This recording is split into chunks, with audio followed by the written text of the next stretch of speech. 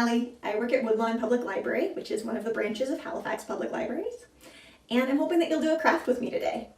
So I love doing crafts. I've been doing crafts with my mom especially since I was a little kid, and now I really love doing crafts with my nieces and nephews who are between the ages of 4 and 8. Unfortunately for me, they live all across Canada, so usually I can't be with them in person as often as I would like to do crafts with them. So something I've been trying more recently is doing crafts with them on Skype or Zoom. It's like virtual crafting. It's perfect for when you want to do something with someone you love, but you can't necessarily be in the same room as them. So recently we tried doing a craft all together, which is a pretty big range of ages. As I mentioned, my youngest nephew is 4, and then my mother is an unspecified age that would maybe be qualified as senior, I would say. So there's going to be quite a range of abilities in that age span. So I'm hoping for this series that I will be doing crafts that anyone can do. And this will be part of Halifax Public Library's Kickstart Creativity initiative. So what we're hoping you'll do is use some stuff around your house that you already own, materials you already have, and you'll make creative projects. And hopefully you'll share them with us because we would love to see that. So there's a hashtag that you can use to tag your projects so that we'll get to see them. We'll include that in the link down below. So, as I mentioned, this is meant to be done by any skill level, and you can make it easier or harder, whatever you'd like. And I think it's a really fun thing to do with people that you can't be with in person because they live far away or whatever the case may be. But you can also do it by yourself. I think it'll be fun anyway, and you won't really be by yourself because I'm here. So, let's get started. The only thing that you need for this is some paper and scissors. Now, the paper that I've got, obviously, is plain printer paper. It's letter sized, but legal would be fine too. I've also got some colored paper. You can use that as well. Ideally, you'd have colored paper, but if you don't, you can just take a plain piece of printer paper and you can color all over it. That might actually be even more cool because then you can have all different colors. Whereas this is obviously from a holiday project, so I only have green and white. It's gonna be, yeah, not as interesting as if you had a rainbow, but hopefully still pretty. You can also do it with any other kind of paper. So if you have scrapbooking paper, or if you have origami paper, those would totally work as well. The only other thing that you need, scissors, and if you have a glue stick, that's fantastic. I actually don't have a glue stick at my house, unfortunately, so mine is not gonna stay together nicely, but if you guys do, that would be perfect. You could also use tape. It is a very versatile craft. So, I should probably show you an example of what it is we're making. So, these are ones that I made with the origami size paper, which is why it's smaller. So, you can see this one has kind of a checkerboard pattern.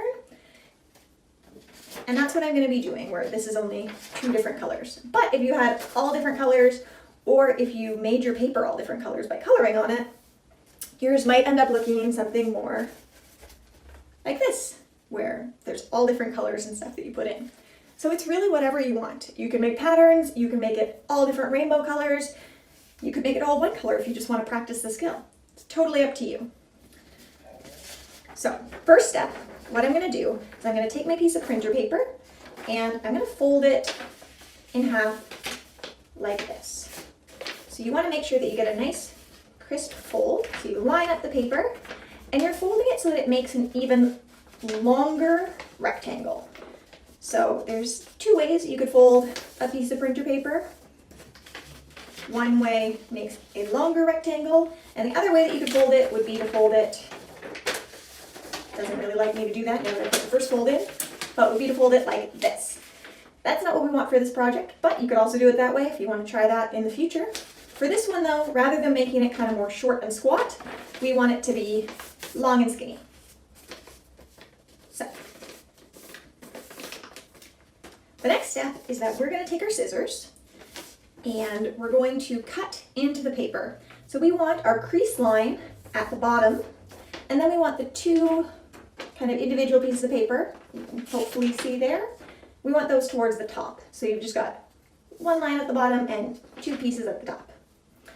So, if you want to, probably the easiest way to do it is to just cut straight up. And you want to cut not quite to the end, maybe about this far from the end. So hopefully you can kind of see there how far up I did. But as long as you leave some space, it's a really forgiving craft. You can do it quite a bit closer to the end. You can do it a lot further away. It's really whatever you want.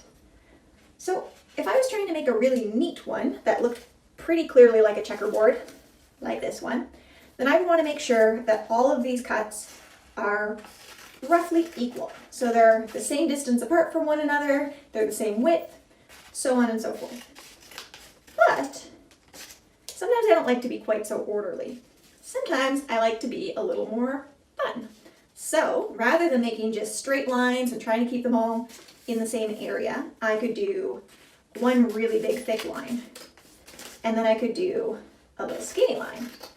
And then if I'm feeling really fun, I might decide that what I would really like now is a squiggle.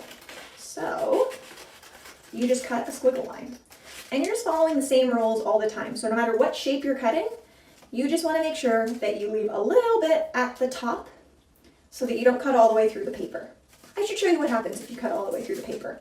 So let's say I forgot my rule and I was cutting, and I cut all the way up to the top.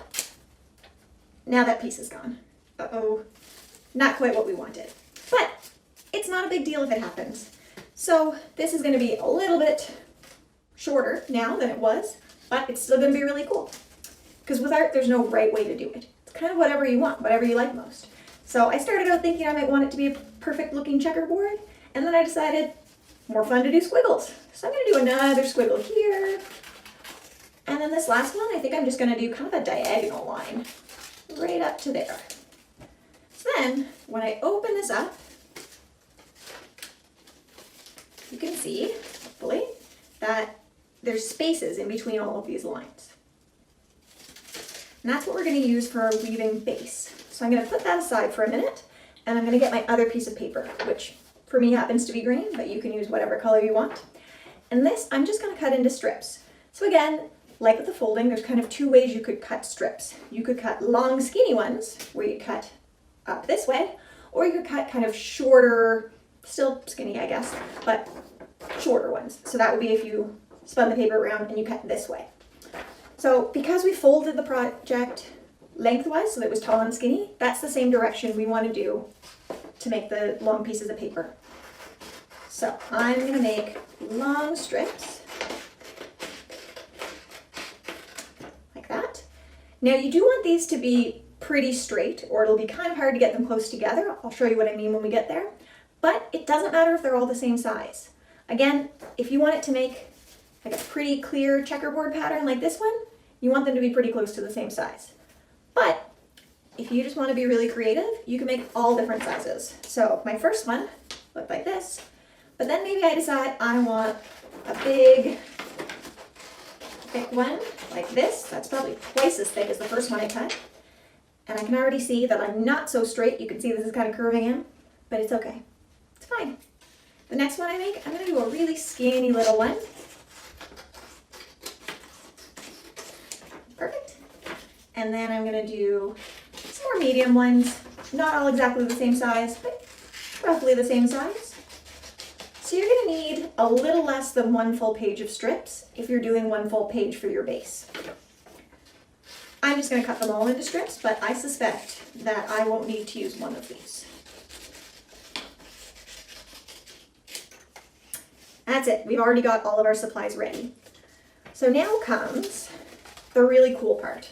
So this is called weaving. What I'm going to do is I'm just going to take one of my strips and I'm going to decide that this one is going to start going over. So we put it over the first little space, then under the second, and then we're going to go over the third. Oh, and that's my long one, so that's going to be quite a bit longer than the others. So over, under, over, under, over, under, over, and under. So yours is probably not going to be exactly the same as mine because you probably didn't make the same number of cuts as I did, because everybody does things a little bit differently. And also mine got pretty wonky, so probably yours didn't get wonky in exactly the same way. That's kind of what makes this project so cool. So yours may not go that exact number of times, but what you want to do is alternate between going over the piece of paper and under the piece of paper. And you just do that all the way to the end. And now mine is a little bit longer than it needs to be, and that's because I cut off that piece when I cut too far up. So at the end, I'm just gonna cut that off. But for now, I'm not gonna worry about it. So you can see that the pattern goes green, white, green, white, green, white, green, white. So now I'm gonna take my next piece, and my next one, I'm gonna use this teeny tiny skinny one. I'm just gonna hold this in place, but if you had glue, now would be a really good time to glue it so it doesn't move all the way around. So if I had glue, I would put some glue right here to stick that on, and then I'd put some glue at the end here to stick it there. And then it would just all stay in place and it wouldn't fall the way this one might. But it's okay, because you can hold it. And at the end, if you don't have glue, you could make a frame for it or something to keep everything in place. It's not a big deal either way. In fact, what I could even do if I wanted, since mine's a little bit longer than it should be, I could even fold the piece back so that it kind of holds it a little bit better in place, like that. All right, so next piece.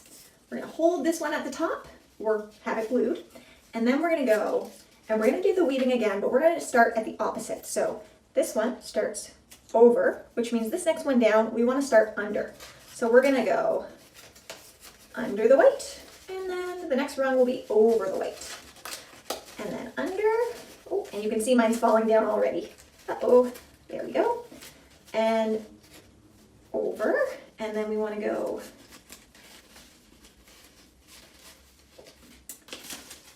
under, and then back through. Oh.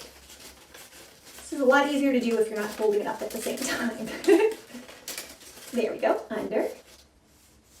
And then the last one is gonna be over. So then you can see that you're starting to get a cool checkerboard kind of pattern. Now it's not a perfect checkerboard because I've made mine all different shapes, but still cool looking. So you can see it's the opposite of the one above. So this one goes green, white, and then the second one down goes white, green, green. You can do that with whatever color you want. So I'm gonna stop there on this one, but all you would do to finish this project is keep taking another piece of your paper and weaving it through. So you just wanna do the opposite to the last one. So since that one starts under the paper, this one, if I were gonna put it in, would go over, then under, over, then under. We're gonna stop with that one there.